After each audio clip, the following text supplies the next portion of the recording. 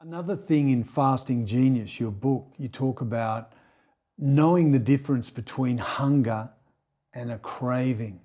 That's the key. Let's face it, we don't really know what hunger feels like. We overeat on a day-to-day basis. We get to the point we eat when we're not hungry. So we don't really know what hunger feels like. And most of the time you think you're hungry, you're actually thirsty. Because you don't drink enough water and the body sends a signal and you think that you're hungry, you're actually thirsty. So next time you feel hungry, try not to respond to the body straight away. Wait 5 minutes, drink a glass of water, walk around, change the energy, and see in 5 minutes time, you still want it. So you have this saying, add the good stuff before you remove the bad stuff. Can you explain that a little bit? Most people listen to any advice on internet, the expert, the blogger. They just say, oh, you cannot do this, stop this, know that, don't do this. And they feel overwhelmed. Does it feel like they what it take to be healthy? They what it take to lose weight? They just like, oh, too much, it's not for me. Just removing too much. Yeah, so you just remove it. Not about removing it, it's about add good stuff first. You don't feel deprived. You don't feel like something taken away from you. For example, you add the psyllium husk, the magic fiber. You can add cold pressed coconut oil in your day, vitamin and mineral, and apple cider vinegar you could add. And why add all these things? Imagine you add one good thing a month. In 6 months' time, you have 6 new different things. And by doing this, you create that, good habits. Because you're gonna keep you feeling good.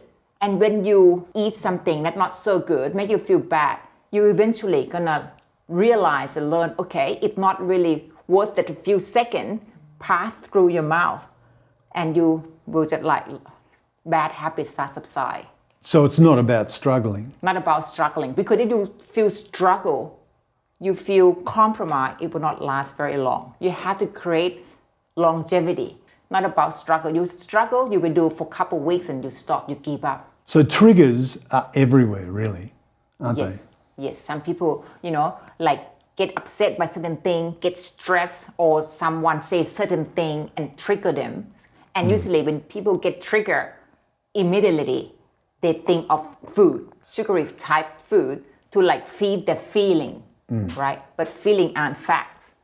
So next time when you feel like that with the trigger, try to think for a minute first. Try to associate your trigger, how it affects you. Like the sense of smell. You smell certain thing, doesn't mean you need to eat.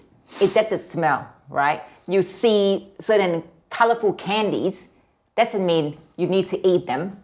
They're just there. The marketing, they do such a good job in terms of the look, the taste, the smell. They so inviting. At checkout, like grab length. Yep. Easy, colorful, and so inviting. Next time you go to supermarket, think first before you grab the next one. Another quote in your book, Fasting Genius, is hunger has no memory. I think many of us, have eaten certain food and make you feel so sick, and you swear you're never gonna eat them again.